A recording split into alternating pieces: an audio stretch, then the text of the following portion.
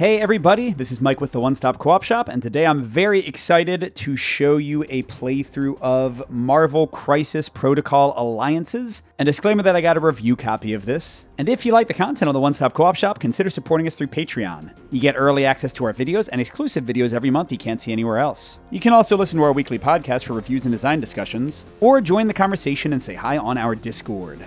So I've been really excited about this one. It takes the Marvel Crisis Protocol system, which is a miniatures competitive system, and turns it into a friendlier, quicker to learn game without the measuring of the miniature game with solo cooperative play. And I think they have a whole bunch of sets planned for this one, but what they sent me is the first set, Night of the Goblin, which includes 4 Spider-Man themed heroes going against Green Goblin and their minions. And you always have to use these 4 heroes, you always have to use the Green Goblin and the 3 minions he has, but everything is modular in the rulebook, so theoretically, once they come out with more sets, you can mix and match things to your heart's content. Now, in case you're curious about compatibility, because I was, they did provide a character card for each of the 4 heroes and for the Green Goblins in this one that can be used in Crisis Protocols versus play, but there is currently no way to do that in reverse. You can't take some random Crisis Protocol character you have and bring them into this game, because each character has a new character card that's pretty different. They have an entire deck of abilities they can level up into, so there's a lot of design work that has to go into making Crisis Protocol heroes fit in with this new game.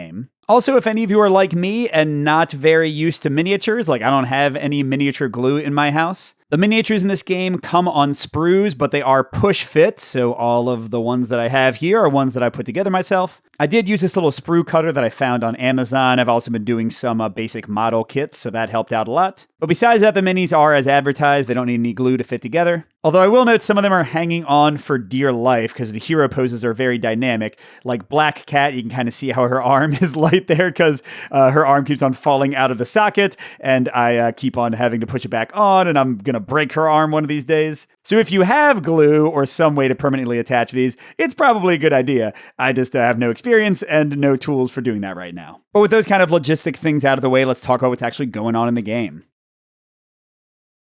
So a full game of Crisis Protocol Alliances includes 2 regular stages and 1 boss stage. You can expand that out to epic mode with 3 stages and 1 boss stage if you want. And this set includes exactly that many components and board. You have 2 double-sided stage boards, so 4 stages in total, 3 regular ones and 1 boss one. That's indicated down here, and each one also has a matching card that shows setup and special rules for that stage. And the regular stages are objective-based. The main goal is not to fight the enemies, although you do have to do a lot of that. It is instead to complete some sort of objective to advance to the next stage. Whereas the final boss stage takes you against the boss, and you have to just deal a lot of damage to them to win. But the game still includes some dynamic elements using the stage and terrain and such to make it more interesting than just a straight-up brawl. With teaching, it's going to take a little while to get through this first stage, so I'm just going to show 1 stage in this video. Then I'm going to skip the second stage and jump right to the boss battle for a Patreon bonus video, so patrons can check that one out and see a bit more of the game.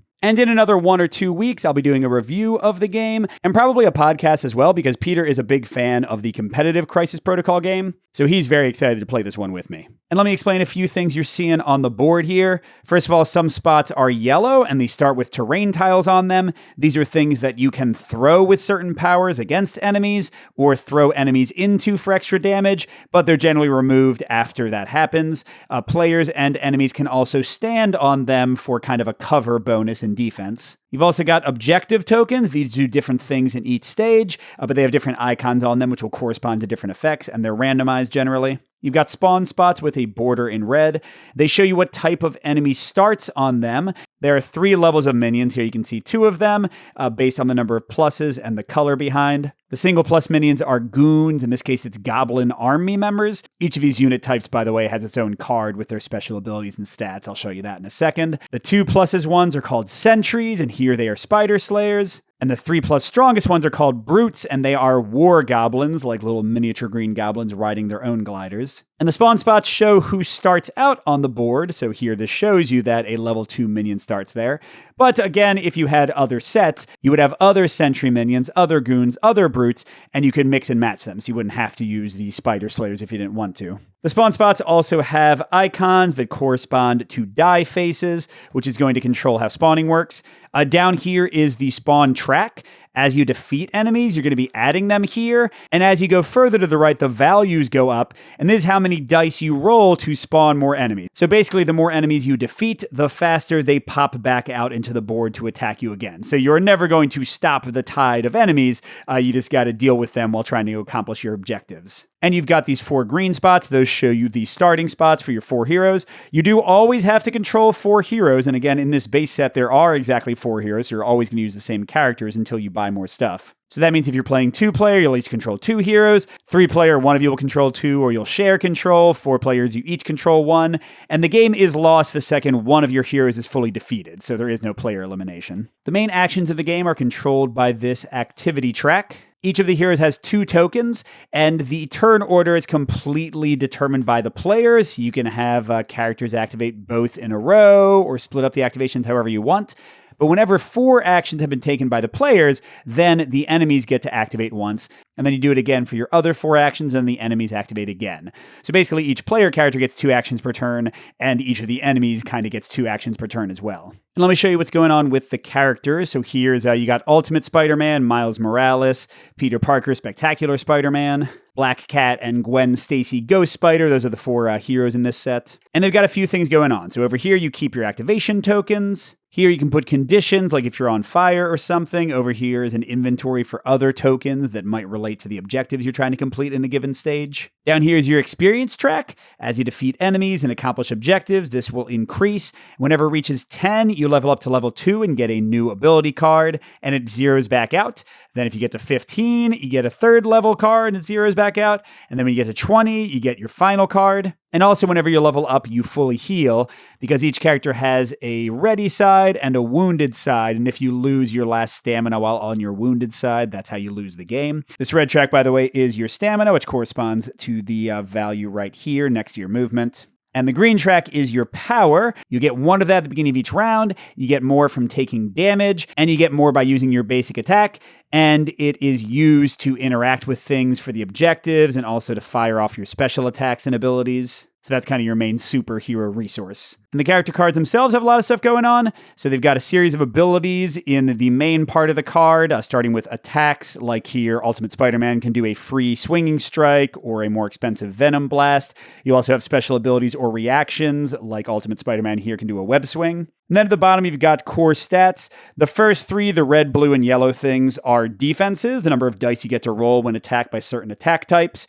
The stamina, as already mentioned, the 4th thing, the sort of EKG track or whatever that icon is, that's your max health. And then the final number there is your amount of movement when you take a movement action. And the little arrow jumping over icon next to the 4 for Miles here means that he's a wall crawler and he can move over things a little bit better than other people. The rules also mention the possibility of some characters having flight, but none of the ones in this set do. And then, as I mentioned, there are level up cards for each character. Each character randomly takes 2 out of the 3 level up 1 cards and picks one to start out with. And then again, as they level up, they'll get to pick 2 out of 3 level 2 cards and pick one.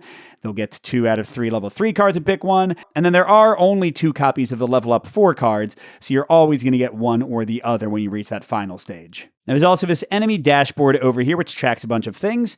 You've got the 3 minion types, as well as the main boss. They have a weaker mini-boss side, which is going to be used whenever they pop into the regular stages, and a much nastier, stronger main boss side for the final boss stage to win the campaign. The boss also brings an enemy modifier card with them, so if I use these minions with a different boss, I would have a different enemy modifier, and they have a standard pitfall and a boss pitfall card that will bring in the mini-boss and also achieve other effects. And again, in future sets, you would have a different boss, different enemy modifier and pitfall attached to that boss. But you can mix and match the stages, mix and match the minions, all of that. And that's probably enough to go on. I don't want to introduce every card and read all of it. As we go through the first round or two, I'll tell you all about the special powers and such. But I do want to show you the initial stage I'm playing. Again, one of 3 basic stages. Oscorp Lab. Come into my lair, said the Goblin to the Spider. The Green Goblin is poisoning the populace of New York with his Goblin Serum. Our friendly neighborhood heroes must gather samples from the Green Goblin's minions and synthesize them into an anti-serum using Oscorp Lab's equipment. All right, so this tells me to set up the objective tokens with those 4 icons showing randomly. I'm also randomizing 12 ingredient tokens that I'm going to get. And then I get a bunch of other special interaction rules here. But the basic idea of this scenario is whenever I beat up a minion and remove them, I will leave a token in their space. That token will show one of the 4 icons matching the objectives. If I'm next to it or on it, I can interact with it to grab it. And then if I'm next to the objective, I can interact with it to drop it off if it's the matching icon. Once I get 2 matching icons on an objective, it's taken out. And once we complete 3 out of the 4 objectives, we immediately win the stage. There's a lot more little rules going on besides that, but that's really the gist of what I'm doing here.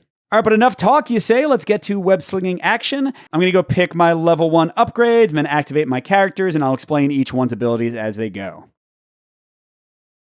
All right, so here's a round overview just to kind of go over what I said before. We're going to have a power phase where we'll each get 1 free power, and then if we had any effects that trigger during the power phase, none of us do, we would do that. Then we're going to do 4 character activations, and then the enemies will move, spawn, and attack. Then priority will be passed. I'll show you that in a second.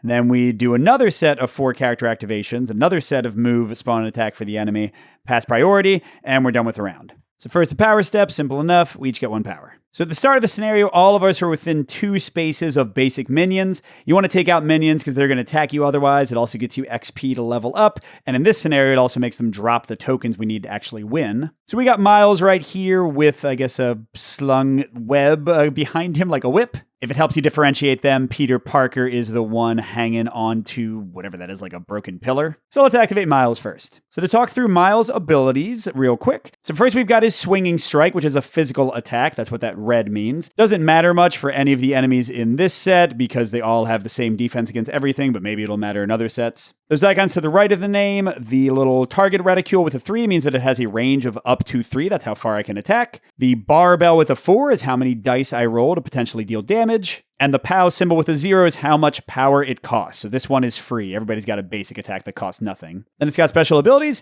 It says after this attack is resolved, and this is the case for everybody's basic attack, this character gains power equal to the damage dealt. And importantly, that's the actual amount of damage dealt to defeat the person, not just how much damage I roll. So if I roll like 5 damage, but the guy only had 1 life left, I only get 1 power. And then a lot of abilities will have conditional effects. Here with that little kind of a swirly effect, that's the wild. It means if I roll at least 1 of those, I also trigger this throw ability, which says before damage is dealt, this character may throw the defender away 2 spaces. Besides just moving them away from attacking you, if you can throw somebody into terrain or ideally into another enemy, you can deal damage to both of them and kill 2 birds with 1 stone, literally. Next is Venom Blast. That's an energy attack, the yellow symbol, but again, that doesn't really matter. 2 range, 6 attack dice, but it costs 3 power.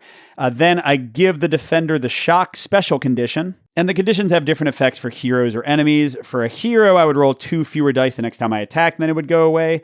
For an enemy with shock, they don't attack at all the next time they would attack, which is great. And Venom Blast also has electric arc. If I roll at least 1 wild, every other enemy within 2 spaces of the defender, whoever I'm attacking, suffers 1 damage as well. And finally, Web Swing is a special ability. It does not cost an action unless it says it does. This one doesn't. So I can do it before or after any other action I do on my turn. So it costs 2 power. I place Miles within 2 spaces of its current position. Then the next swinging strike I make this turn, so like if I web swing and then swinging strike, adds 2 dice to the attack roll. And if that swinging strike KOs an enemy, defeats them, I get an extra experience, and I can only use once per turn. Pretty great. And then here's the level 1 card I picked for Ultimate Spider-Man to start with. Pretty much all of the level 1 ones are just slight upgrades to existing stuff on their card. Later levels will sometimes give you entirely new abilities. And the upgraded stuff is generally in italics. So here you might see that everything is identical for the swinging strike, except for that middle effect, flip. After this attack is resolved, place this character within 1 space of its current position. Because you're going to see very quickly, movement effects are super valuable in this, since otherwise it can be tough to get where you're going, get to objectives, all of that. All right, so I'm doing a single objective with Miles with Ultimate Spider-Man. I could do another one, or I could wait until the enemies activate. And when you activate a character, you can move, which moves you up to your speed. You can attack. You can shake to get rid of a special condition. That doesn't happen very often. Or you can use a skill action, which I don't believe any of these 4 characters have at the moment. So basically, we're moving or attacking. And Miles is indeed going to attack his swinging strike, which is all he can afford right now, has 3 range.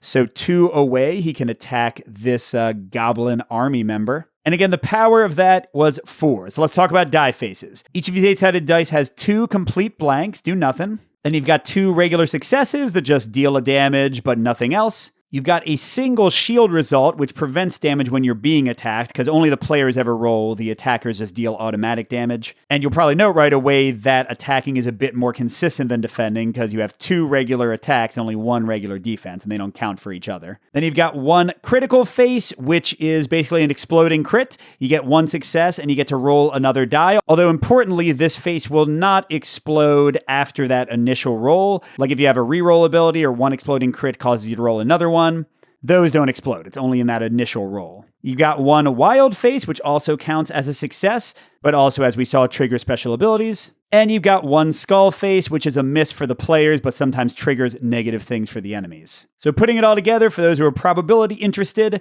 you've got 3 misses, 1 with a skull.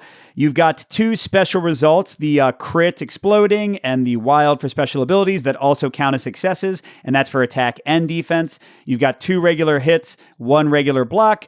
So basically in defense, 3 faces are good for you. In attacking, 4 faces are good for you. Too much info, Mike. Shut the heck up. Miles is swinging and punching that minion dude. And he got exactly 2 hits, which is what he needed, as I'll show you in a sec. Because here is the Goblin Army card. Let's go through their basic stuff. So first, the shield value is how much automatic damage they stop each time they're attacked. In this case, 0, but the other minions have 1 or more. Then their stamina, how much damage you need to do. You can put damage tokens on them as you hurt them, so damage does carry over.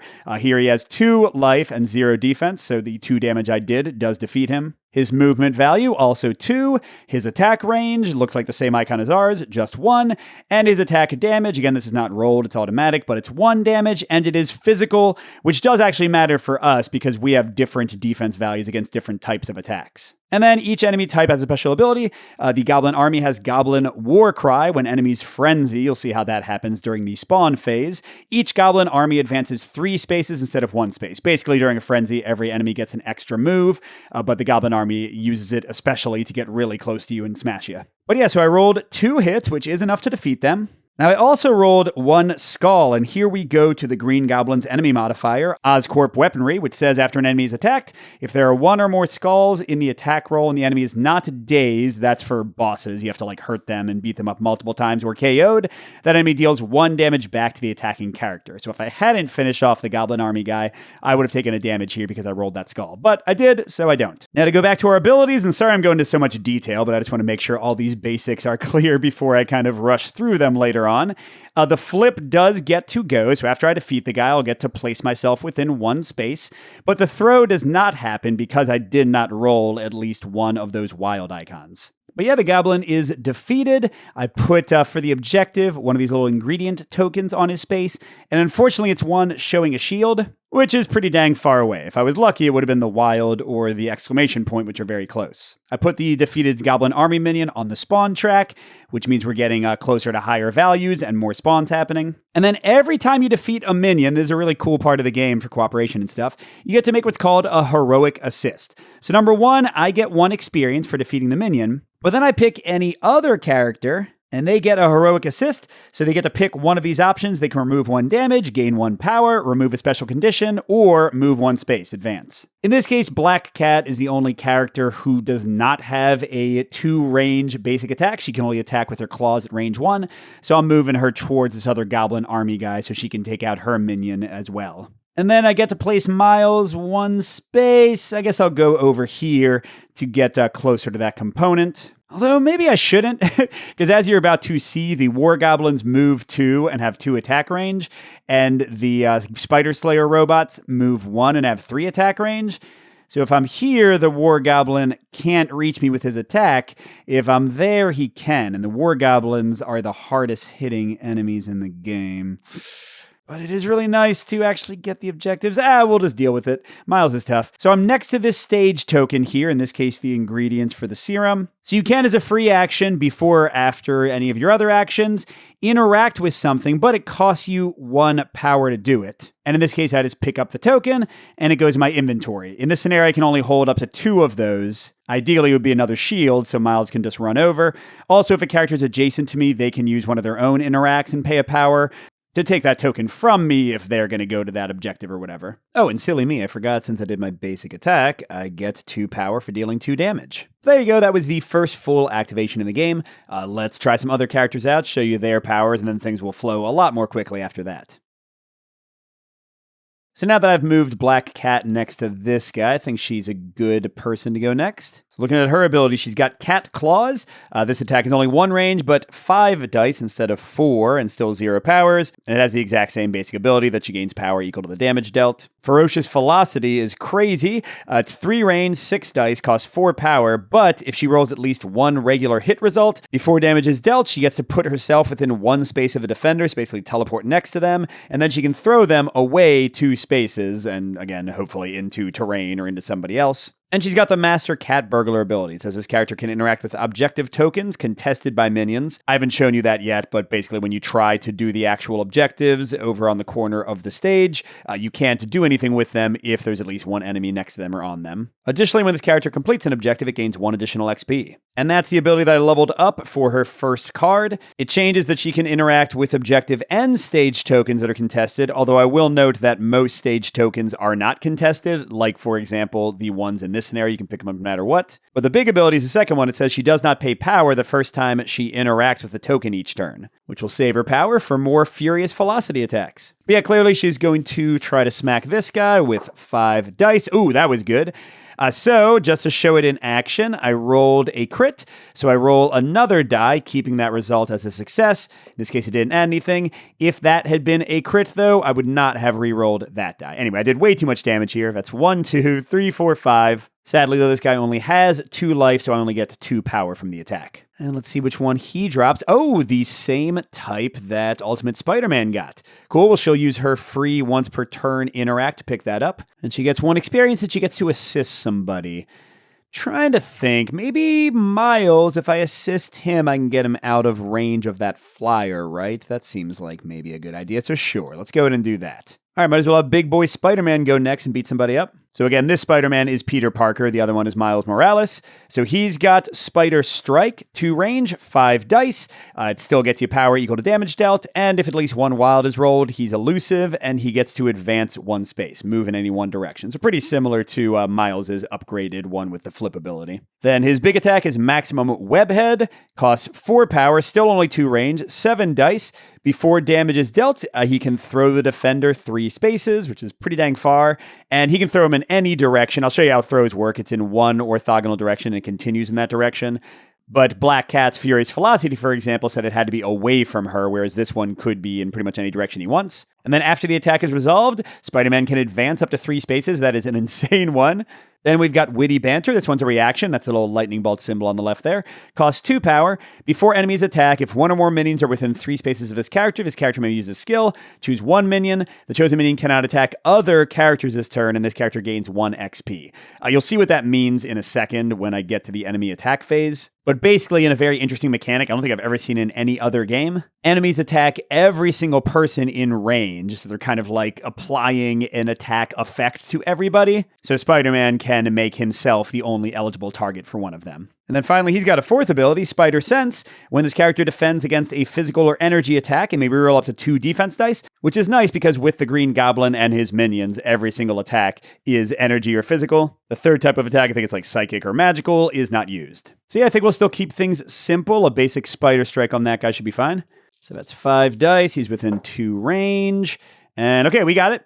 Barely. 1, 2. Oh, and because he got the wild, his elusive trigger, so he can move 1 after as well. But yeah, he defeats the guy, and he gets 2 power from his ability. And this time we got a wild icon, which is down and to the right. All right, so Spider-Man will go ahead and use the elusive to go there.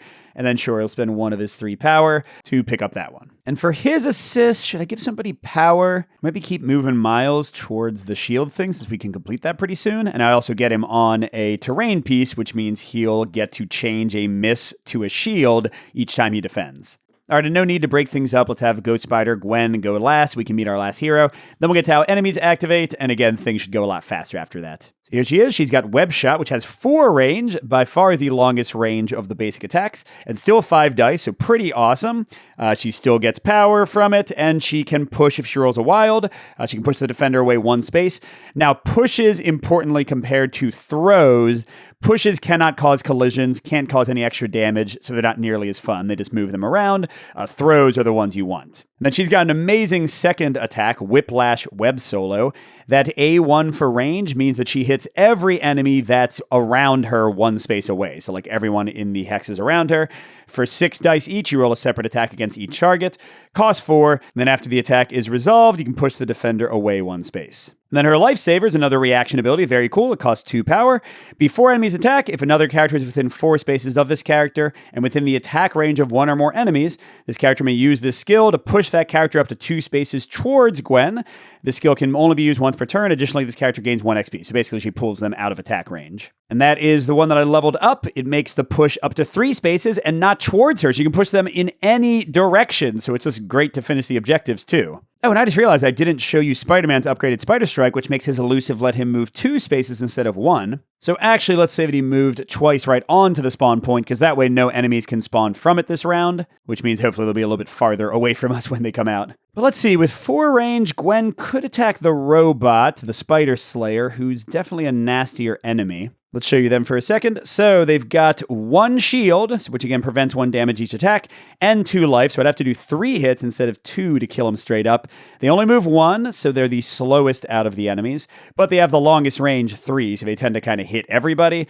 And they do 1 energy attack instead of physical, which again might mean the characters roll more or less dice based on their stats. Miles is a little bit better against energy.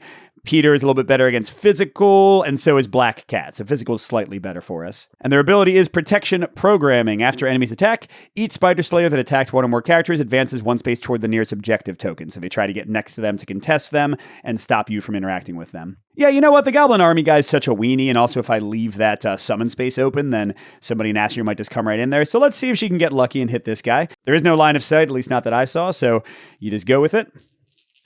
All right, so she needs 3 hits out of 5 dice. Remember, there are 50% hits on the dice, so my chances are a little iffy here. I got it! Awesome. 1, 2 hits plus the wild. And the wild would trigger her push ability, but he's already dead, so it doesn't matter. Now, she still only gets 2 power because it's actual damage that got through. The shielded hit doesn't count. And she gets 1 XP, so we're all at 1. Now, who does she want to assist? Black Cat and Miles are both in range to maybe take care of this objective next turn if we just don't care about killing as many enemies. So actually, yeah, I think she'll give Miles a power. So that'll get him to 3. That'll give him enough to use his web swing to move up to, 2 spaces. If he needs to do a little bit of extra movement or something, I don't know. All right, so that was all of the heroes and their powers. Let's get to how the enemies activate. So this is a 3-step process: moving, spawning, and attacking. And I might as well show you the War Goblins, since you didn't see them yet. So they also have 1 defense, but 3 stamina, so 4 damage to straight up kill them. They move 2, and they have 2 range, and they're the only minion that has 2 attack. And their Trick or Treat ability makes them even more mobile. It says after enemies spawn, each War Goblin advances 1 space towards the nearest character. So it's really hard to keep them from attacking you, but there are only 2 of them to start out on the board, so if you can take them out, it'll take a while for them to spawn back. All right, so movement is pretty simple. The enemy sees which character is closest to them. If 2 or more characters are equidistant, you can decide. And they move in the most direct path toward that character. If there are multiple direct paths, the rules don't say anything about it, so I assume you get to choose. And if an enemy moves into a yellow space, they stop and take the terrain bonus. And again, the rules don't specify, so I assume, like let's say there was a War Goblin here, and he could move 1, 2, or 1, 2, that I could choose to have him move there and stop early with the terrain. The rules kind of leave it up to you, so I'm assuming that it's my choice. But yeah, let's move some people. So bloop and bloop. This guy runs there. They want to get next to them. War Goblin's going there, and the robot's moving out. Then he gets Spider-Man in range. Oh wait, all these guys moved too. Was I moving them too before? Oh, there's only 1 left alive, and no, I was not. Okay, I won't show all the moves in the future. I'll just kind of automate it, but I wanted you to see how that all works. Next, we go to spawning. So I look at the rightmost filled space, which is the Spider Slayer I got here, and it has a 2 still. So I did not kill enough guys to make a super spawn happen. That means I'm going to roll 2 dice for enemy spawning. First, I check if there is a skull. In this case, we got lucky and there isn't. If there had been, we would have resolved a pitfall, which would have first of all made the green goblin mini-boss come out, although he'll only come out once per stage, so if we defeat him, he won't come again. But then we also resolve a rampage where the enemies get to move extra and probably attack more people, and you also have to spawn another enemy, so a skull would be terrible. But luckily here there weren't any. Next we resolve any extra skulls and any misses, which again we don't have. And those spawns are going to specifically target what's called the priority character, the priority player, which right now is Black Cat. That rotates at the end of each turn after the enemies activate. So like here, there's a spawn spot right next to Black Cat. And if there were any skulls or blanks left over, I would spawn one enemy, the leftmost from the track, into the empty spawn spaces closest to that priority player. But nope, we didn't roll any of those, but we are still spawning, unfortunately. Now we're going to spawn 2 enemies anyway. So basically you spawn 1 enemy for every die, no matter what. So here I'm going to spawn 1 enemy on a spawn space that is open and has the hit symbol, and 1 that's open and has the critical symbol. And again, it's the leftmost guys who are both goblin armies. And these are still focused on the priority player, so I use this hit symbol one because it's closest to Black Cat. But for crits, the only one that's open is all the way down here. If no spawn spaces were open, we would have a frenzy where, again, the enemies would all get to move and we'd spawn an extra unit, so you don't necessarily want to cover up the spawn spots too much. And then finally, all of the enemies move in a conveyor belt to the left. So we can kill 3 more and still only roll 2 dice, which tends to be what you want to do. If you kind of kill too many enemies, you actually set yourself up for more pain, because you're going to be more likely to get that skull, have the mini-boss come out, all of that. But yeah, so the Spider Slayer that I killed last, this actually kind of worked out, even though it was unintentional, is going to take longer to spawn than these basic guys. Oh, and I can't forget the War Goblin's ability.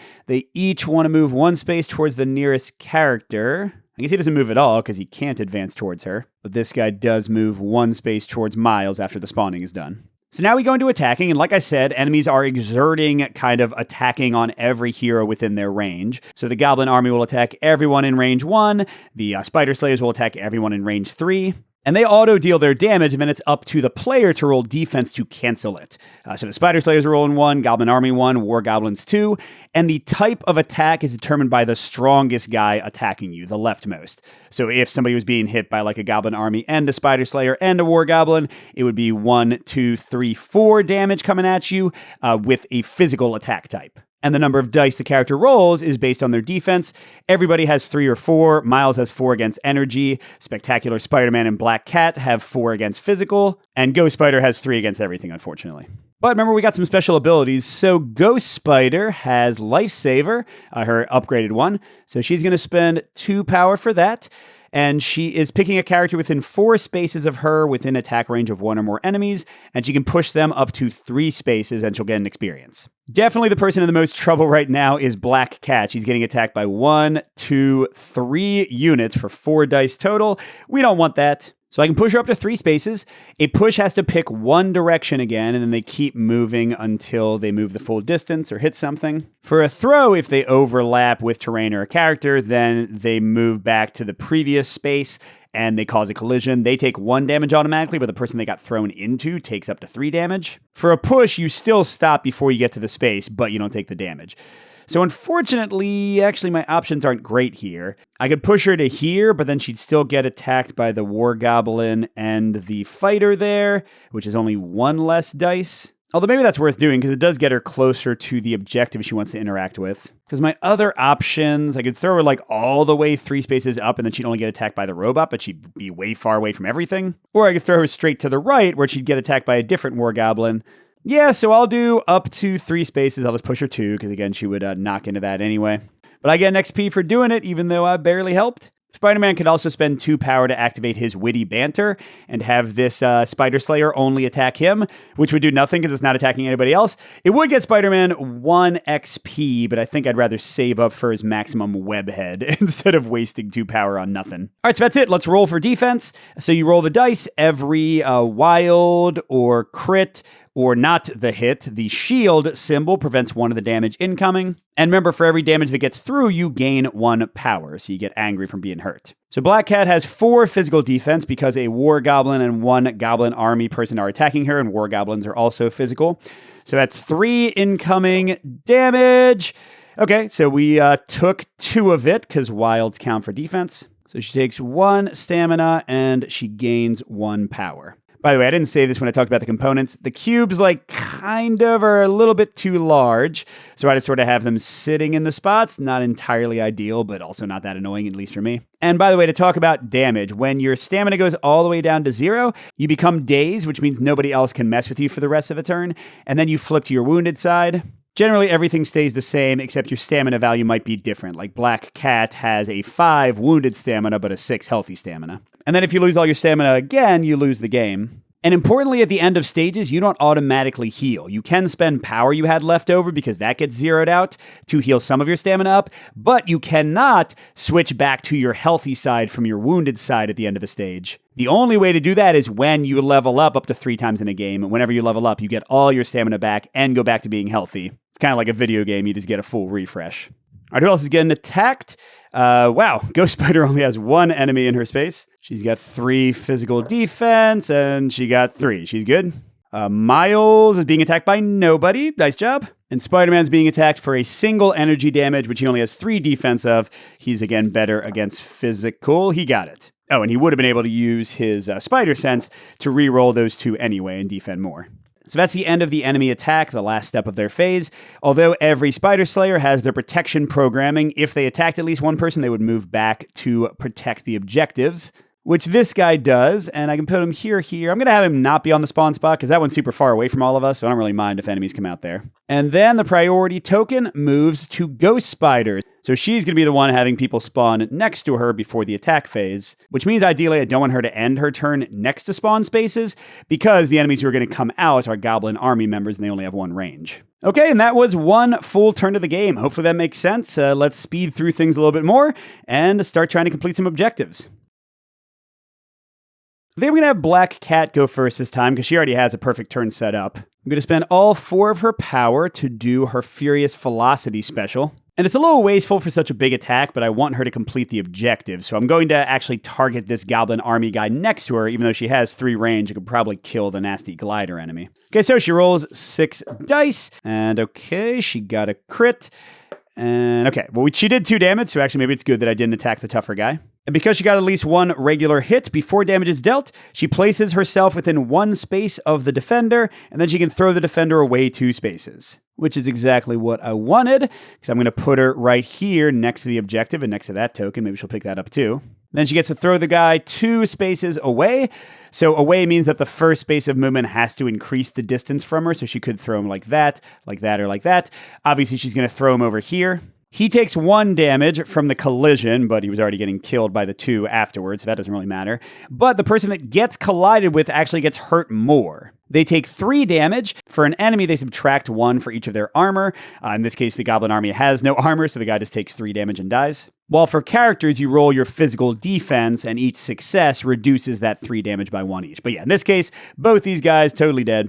So Black Cat goes up by 2, and I get 2 heroic assists. So if Ultimate Spider-Man does a web swing into a swinging strike, he could maybe kill the flyer that's right here. But web swing moves him 2, and then swinging strike moves him 1. So he needs 1 of them to get close enough to do all the stuff he wants to do. But then another option is to heal people. Oh, wait, never mind. Black Cat is the one who did the damaging, and unfortunately she's the only one who's hurt. So let's give Ghost Spider another power since she spent a bunch. Now Black Cat will use her once per turn free interaction to put her token down on the shield. We need 1 more like Miles is. Oh, I killed 2 people, didn't I? Yeah, I put the tokens out for that. So this one where the guy got thrown into, and this one there. Ooh, hit. That'll make it very easy, but that one's all the way on the other side of the board. But yeah, if Miles can get over here, which is the plan, and get 1 more token on here, he will complete it, and we'll all get experience from an objective being completed. So you definitely want to be doing that. Now, if Black Cat had power left, she could still do another interact with a token. You can interact with each separate token once per turn, but she spent all her power, so she's done. All right, I might as well have Miles go next because he's set up for his big turn. So first he's going to use web swing, so he's going to pay 2. He's got 1 left to interact, and that lets him move up to 2 spaces. And if he does a swinging strike this turn, which he's about to do, he'll get to roll 2 extra dice, and if it defeats the guy, he'll get +1 XP. So we'll use his swinging strike that's boosted. It's going to give him a flip. And if he doesn't roll enough damage, he can just throw the guy into the terrain. So we got a lot of ways to kill here. But with the web swing, it's 6 dice instead of 4. That was not a great roll. Although we did get the throw, so that at least helps. So the throw means that I can move the guy up to 2 spaces, and I'll just throw him right into this. The terrain is just removed, but the War Goblin takes 1 damage, ignoring defense. Then I sadly only got 2 more hits. So with his armor, he's got 2 damage out of his 3 stamina. And it says you gain power equal to the attack's damage, so I don't think the throw counts. So Miles only gets 1 power back. And then, because I rolled a skull and didn't defeat the guy, I take 1 damage from the Oscorp weaponry, Goblin modifier, and I don't get the 1 XP bonus for web swing, and I don't get the 1 XP for defeating him. That sucked in a lot of ways. But you know what I do get? I still get to flip, and then I get to spend 1 of my 2 power to put another token here, which completes this objective. So it's removed from the board, 1 of the 3 we need to complete. Miles gets an experience for being the one to actually finish it. If Black Cat had finished it, she would have gotten 2 XP. So maybe I should have done things in a different order because of her Master Cat Burglar ability. And he still gets to assist somebody else. So I think now we can go ahead and heal Black Cat. And then every character gets 2 XP for the objective being completed. That's also the case, by the way, when we defeat the mini-boss Green Goblin, or each time we daze Green Goblin's main boss form, because you got to defeat him multiple times. So that means Black Cat's at 5 XP, Miles is at 4. We're getting close to our first level up. Which actually, you know what? Means that I probably don't need to heal the Black Cat. Let's say for the assist, I gave her a power back instead, because if she's going to level up very soon, I don't really care if she gets wounded a bit. All right, well, Peter Parker has 1 of the wild tokens. There's another one here, so we can get that. 1 of the powers showed up next to the other power, so that's probably smart to do. So Black Cat can grab this one and run over there. Peter can also run his over there, although, man, there's a lot of enemies that he'll be facing down by himself. So maybe Gwen finishes that guy off? I definitely don't want to let him just fly around as much as he wants. And she can also grab the POW to bring in, sure. Oh, yeah, this is perfect, because her basic attack, Web Shot, has 4 range, just enough. All right, here we go. She needs 2 hits because he's still got his armor. Whoa, that's a lot. Well, that's, 1, 2, 3, 4, 5, 6, 7. That would have been great. Way more than we needed. She's only getting 1 power from the basic attack because the guy only had 1 life left. And we got, another exclamation point. Each character can hold 2. What if she grabs both and then just books it over there to finish the mission? Maybe that makes more sense than going for this one and waiting for another one to show up. But either way, she goes up to 5 experience and she's giving an assist to somebody. Okay, I kind of want Black Cat there to grab that. Gwen's the one who's in the most trouble because she's next to 2 nasty guys. There's a War Goblin, there's a robot near her. And she's the priority character, so she's going to get extra spawns like coming near her.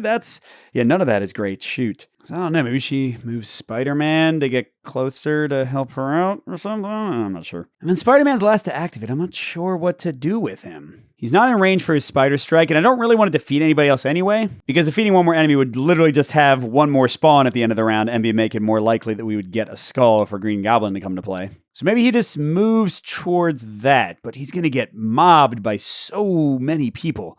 Well, here, okay, I got kind of an idea here. What if he goes 1, 2, 3, 4 as a move action? That'll get him next to Gwen, so he can use his witty banter ability to maybe have like the War Goblin not also attack her, and then he can get some more experience. That seems like it might work well. Okay, so we're doing another enemy turn. I'm going to move everybody. This time I won't show it because it's pretty straightforward. There we go. Here's where they all ended up. And we're again just barely rolling 2 dice. Okay, 2 wilds, no skulls. Great. So we're getting these guys on wild spaces if there are enough. And yeah, luckily there are. There's 1 in the corner and 1 in the opposite corner over there. So no frenzying required. And these guys slide down, including the War Goblin we defeated.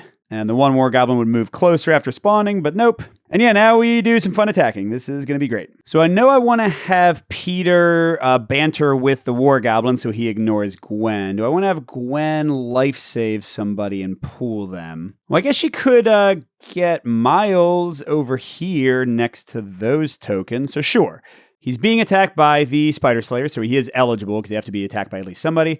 She'll spend 2 of her 3 power, and with her upgrade, she can move up to 3 spaces in any direction. So she'll move him right here. He's still being attacked by the same guy. It didn't actually change anything, but she gets an experience for it. And then Spider-Man will use his witty banter on a minion within 3 spaces, so they can only target him. Certainly, it's going to be the War Goblin that uses all of his 2 power, but he goes to 4 experience, which is good because he didn't attack anybody last round. He's fallen a bit behind. So Spider-Man's just getting attacked by that guy, which is physical, what he's extra good at, and he can turn 1 miss into a defense with the terrain he's on. So yeah, he easily does not get, where's the shield? Hurt here. Gwen would have gotten attacked by 4, but now she's only facing 2 from those guys. She got 3 defense. She takes 1 damage, gets the 2 power as well. Miles is being attacked by a single robot, which is good because he has more defense for energy attacks. Good, so he got it. And wow, Black Cat's getting attacked by nobody. Nice job. And with that, Peter Parker becomes the new priority character, which is maybe not the best. We get all of our tokens back. We would do anything that said clean up, but there aren't any for this scenario. And we wrap back around to the power phase, so everybody gets 1 power. All right, so who should I activate first? I do see that Black Cat could grab this, and if she had 2 more power, she could do her Furious Velocity to teleport next to this guy and then throw him, which would basically get her a ton of free movement towards that objective she's trying to complete. Which means I kind of want to have other people go first and defeat people to help her out. Well, here, let's have Miles go first. I'm going to have him use Web Swing first. He's going to go the far distance of a single space instead of using the full 2. That'll use both of the power that he currently has. And then I'll have him do a boosted Swinging Strike for 6 dice instead of 4. And my hope is he gets enough power from hitting that guy twice and killing him to pick up both of the exclamation points he was going to go for. So here we go. Oop, he's not there yet. He gets a crit though. Come on, 1 more damage. There we go. So that does get through the guy's armor to defeat him straight up. And I guess he drops another token there. What? Why is it 2 more of them? So Miles gets his 5th experience. He'll give a power to Black Cat. That way she only needs 1 more for the plan. He gets +2 power for dealing 2 damage to the guy, which is just enough. I guess I'll pick up both of these. Oh, wait, crud. First, he has to finish resolving his web swing or his swinging strike, including the flip. So I'll put him there for the 1 movement, so now he has a straight shot to the thing, and then he'll pick up both of these for his last 2 power. And because he used web swing and actually KO'd the guy this time, he gets another experience, so he's 4 away from leveling up. And let's see, 1, 2, 3, 4, 5, 6. So he would need 1 more power and 1 more movement to actually get to that thing, which would take a lot of assisting from other characters. We're already trying to do the Black Cat plan. So we're not going to finish that objective up this turn, I don't think. All right, I think next I'll have Peter try to take out the War Goblin, because he's by far the most dangerous guy on the board. He's doing his basic Spider Strike for 5, so he probably won't kill the guy, but he'll get to do elusive at least. And hey, anything's possible. Or maybe not. Crud. So he takes 1 damage from the guy, which I think still gives him 1 power. I believe that anytime you get damage, you take 1 power. That's from the Goblin weaponry. And he only does 1 damage after his armor. That was terrible. Oh, and he didn't get to trigger his elusive. Well, that was sad. And he's 1 power shy of being able to do his maximum web head ability. All right, well, let's see if Ghost Spider can finish the guy off. She's doing her basic web shot. Come on, come on. That looks like it'll be better. I guess I can just reroll 1 of the misses for the crit. Ooh, nice. That was just enough. So she gets 3 power for defeating the guy. She's ready for a big solo to defeat a ton of guys in a second. She didn't get a while to push him, but who cares because he's defeated. And he drops another pal, but we're not worried about that. We have all the tokens, or we know where all the tokens we want to have are located. Although, wait a second. It's probably a lot easier for us to grab those 2 and put them there instead of having Black Cat get that all the way over there and Peter go into the mouth of madness with all the enemies over in that way. But I'm still giving Black Cat the 4th power, but now what do I want to do with it? I was going to attack that guy and throw him into that guy. Maybe we just tank that damage and don't worry about it? Yeah, I think I'm just going to have Black Cat move. 1, 2, 3. And then she'll do her free thing to pick up this. She can move up to 5, although she's not a web slinger, so she couldn't crawl over terrain and keep going. That was a bit of a dull turn, but it's going to get us closer to winning. Okay, so now the enemies go, although a lot of them are dead. Here's where everybody ended up for the moment. And yeah, I was trying not to defeat too many people because I'm still only rolling 2 dice for spawn. And, oh no, okay, so we are doing the Green Goblin Pitfall because we got our skull. So it says, bombing run. If the Green Goblin mini-boss has not spawned during the stage, so again, this part can only happen once, spawn it into the open spawn space that is nearest to the character with the priority token. Then enemies frenzies. Okay, let's do this one at a time. So Spider-Man has priority. Oh, geez, and there are 3 equidistant spots. So now that we're not planning to go over there as much, let's put Goblin over here, because he hits pretty hard, and I'd rather us all not die. Then it said enemies frenzy, which means every enemy moves 1 toward the closest person, but the Goblin army, when they frenzy, they move 3. Great. So, well, I guess I can do this at least. I don't have to put him next to both people. I can treat the enemies a little bit dumb. Oh, and Green Goblin himself moves 1. I mean, he was already in range of both of them, so be it. And then when you have a frenzy, you also spawn 1 enemy as close as you can. I don't know, I guess we can put him over here. Oh, that's going to attack everybody. Maybe not. But then with the blank we rolled, we have to spawn this guy as close as possible to Spider-Man. Now here we again have a choice, and this is a billion times better because he's only going to hit one of us instead of, I think, literally every member of our team from there. Yep. Wasn't that fun? Oh my gosh. Good thing we're all close to leveling up because there's about to be some pain, I think. Although happily all the Goblin flyers are still out of commission. All right, so let's check out Green Goblin's mini-boss mode. He's got 1 armor and 4 stamina. And again, if we defeat him, we get not only the experience for the one character who actually beat him, but 2 more experience for everybody. So we might want to do that to be stronger going into the next stage. 4 movement, 4 range, 2 attack, energy, and he's the leftmost enemy. So any attack that he's involved in is going to be an energy attack no matter who else is in there. So, I clearly want to have Spider-Man do some witty banter with Green Goblin, right? I mean, that's on brand as well. So he's got 3 power. He'll spend 2 of it, get a 5th experience, and now Gobbo's not attacking anybody else. He can only reach Gwen, but that's still good. And then does Gwen... Ooh, Gwen does want to move somebody. Even if it hurts him, if she can throw Miles 3 towards the objective that he has all the tokens to complete, I mean, that's just good business, right? Even if he's getting attacked by more people. And she has a ton of power anyway, so she's going to spend 2 power to do her lifesaver. That gets her to 8 experience, by the way, Gwen. So she's very close to finishing up. And, Oh, wait a second. Oh, no. He's not in range of anybody, so she literally can't do it on him. He's not being attacked by a single person. Well, this is interesting. Because both of these are before enemy attacks abilities, Spider-Man can start shouting at Goblin, and then she can throw him out of range so he doesn't get attacked. Like, Goblin doesn't attack anybody. He's just pissed at Spider-Man, and Spider-Man's far away. And since we're not trying to do the wild one anymore, yeah, that seems like clearly the thing to do.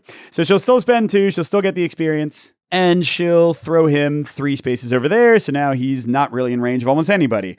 Unfortunately, she definitely is. But we'll do her last. Okay, Gwen is getting attacked. Easily blocks it with the crits without even needing to re-roll them.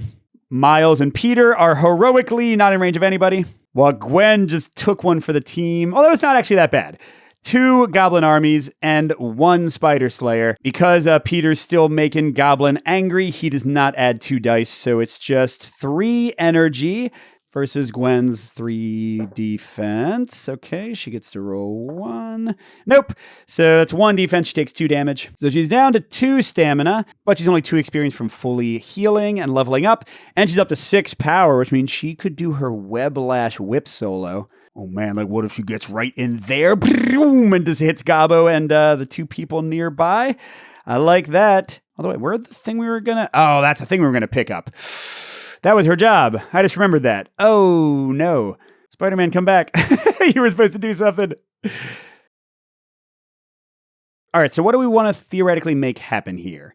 We want to get Miles 1. No, I guess, yeah, 1 would be enough for him to move there, but then he also needs 1 power to actually interact, which he doesn't have at the moment. Oh, and sorry, these guys should have moved back. Wait, no, they didn't attack. This one attacked. So he should be over here. Yeah, so Miles needs 1 boost to advance, and then he needs another boost to have enough power to actually interact. So that's already 2 boosts. Now, if I do Ghost Spider's super attack, I'll probably defeat at least 2 of them, so I could boost him. But first, I need to boost her twice to get her in range to do the special attack. We can easily get 1 of those boosts from Black Cat attacking that guy next to her, but... who could Peter get? Oh, I'm stupid. His upgraded Spider Strike has 3 range, not 2. Okay, let's make this happen. So Peter's going to go first. He's only got 1 power, so he's going to do a Spider Strike on that guy. 5 dice, just need to take him out. That was barely enough. What the heck? Yo, I didn't even get a wild to let him do his elusive and move twice. But he gets 2 power. He defeats the guy to go to 6 XP. And he moves Gwen halfway to the spider's lair. Okay, Black Cat is next. She's going to do her basic cat claws on this guy. It's just 5. Yep.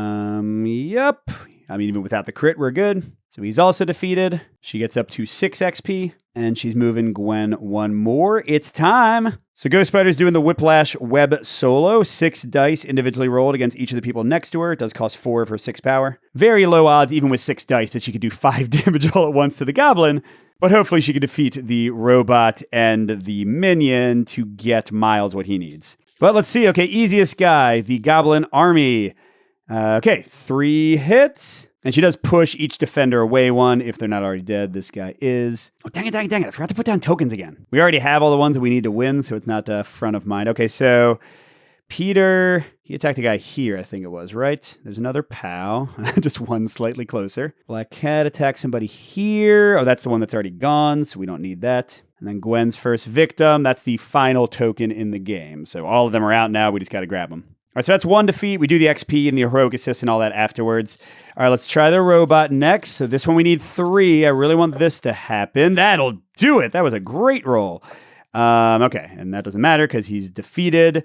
Yep. So that's 2 gone. And finally, Mr. Goblin. Come on, something crazy. All crits. Okay, that's 1 crit. He's not going to die, but he's going to be hurt. All right, so 1, 2, 3. So 2 damage gets through his armor. He's half dead. She can push him away 1. But because of the Oscorp weaponry, she takes 1 damage. But that don't matter because she is leveling up. So she goes back to 5 health. And she gets to pick 1 of 2 upgrades out of 3 possible 2 level ups. Graceful Spider, when this character would advance as an effect of a heroic assist, it may advance up to 3 spaces instead of 1. That's amazing for these movement-based objectives. Or she can get the same spider sense as Peter. That's not as exciting. Let's give her the Graceful Spider ability. But yeah, her XP zeroes out, so she needs to get 15 now to level up to level 3, and she doesn't have any easy auto-healing thing available anymore. But hey, we ain't done yet. Miles got 2 heroic assists, so 1 to move him there and 1 to give him a power. So that for his final activation...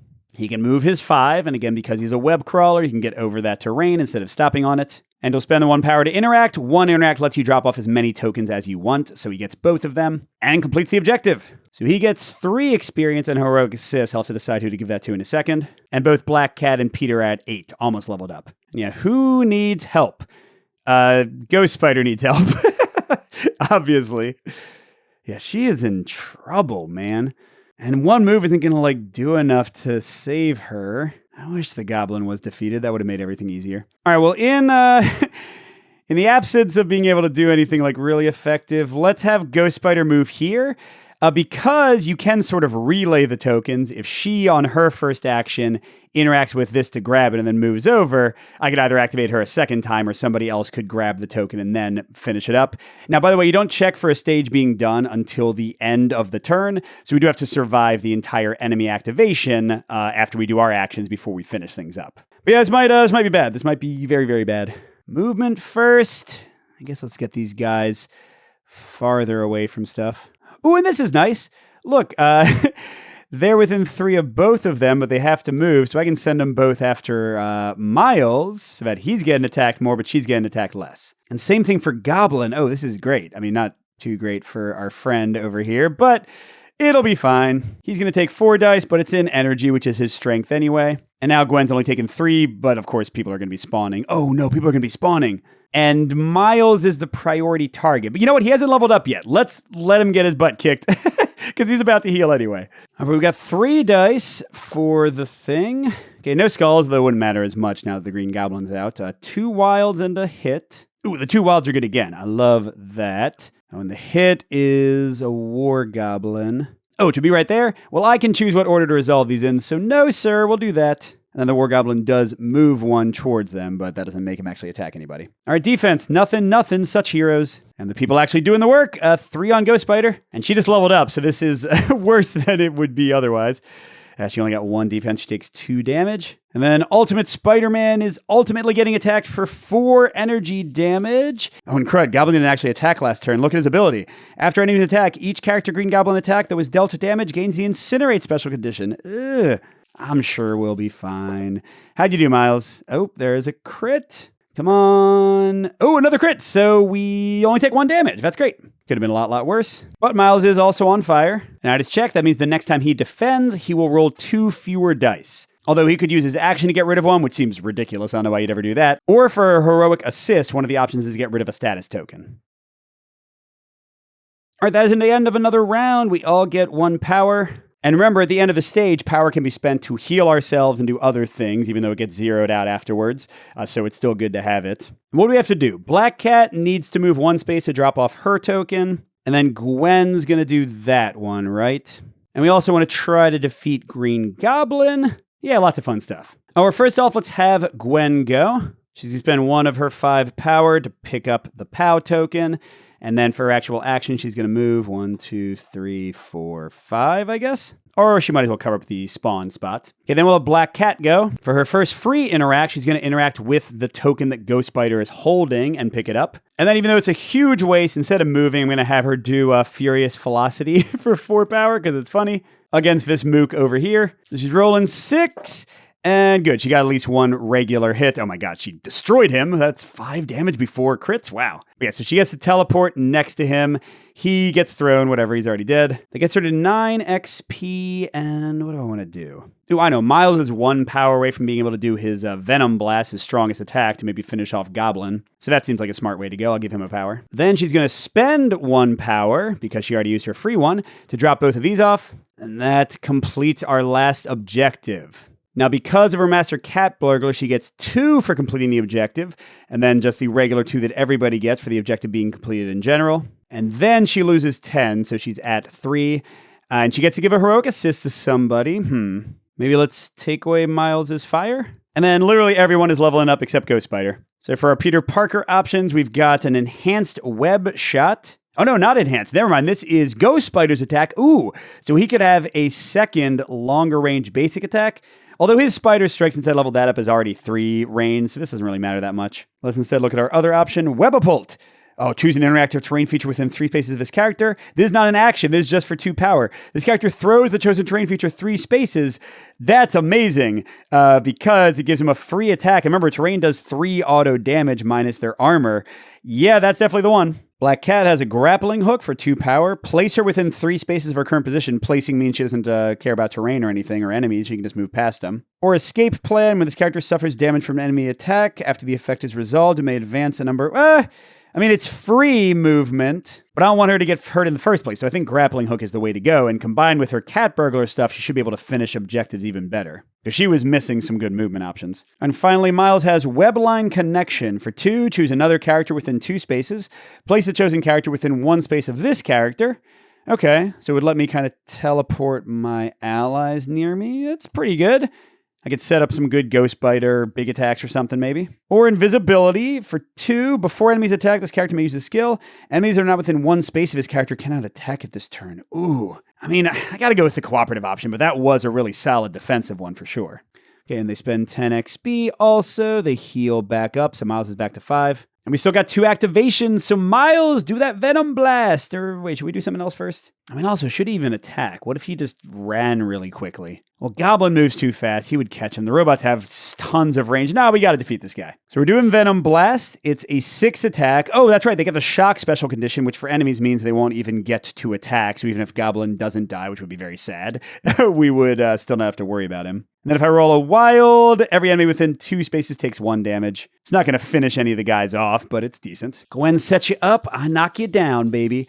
Boom! And is that enough? That looks like enough. That looks really good, actually. That looks amazing. Wow. 1, 2, 3, 4, 5, 6. I didn't even need her help. And I activated the electric arc. So Goblin runs away, and all the enemies within 2 spaces of him take some damage. Miles gets 3 experience, and everyone else gets 2. So Ghost Spider's already 6 out of 15. Wow. Incredible that I get to do a heroic assist. The one who needs assisting is Miles.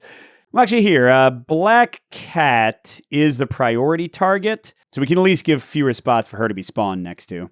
Oh, and I just realized I don't have to activate Peter again. What if I have Miles run now? Yeah, that would make sense. We'll have Peter just hang out. He's safe. And Miles can go 5. So 1, 2, 3, 4, 5. Nice. So at least one of the robots won't be able to get to him. Although somebody might spawn in right there. Should I do a 4 instead? Because there is one of those super guys coming in soon. But I think it'll be okay. All right, final enemy turn. So this one will actually act out. It should be pretty quick. So I could have this guy move 2 or land on here and move 1. That seems fine. Same thing for this guy. The robots are moving up. And this guy's charging out. And then somehow I'm still only rolling 2 dice, which is great. And don't roll a skull. Okay, a shield and a wild. And it's closest to Black Cat. So I can put him for the shield. And wow, good thing she covered up the wild that's next to her, because now this guy goes all the way back here.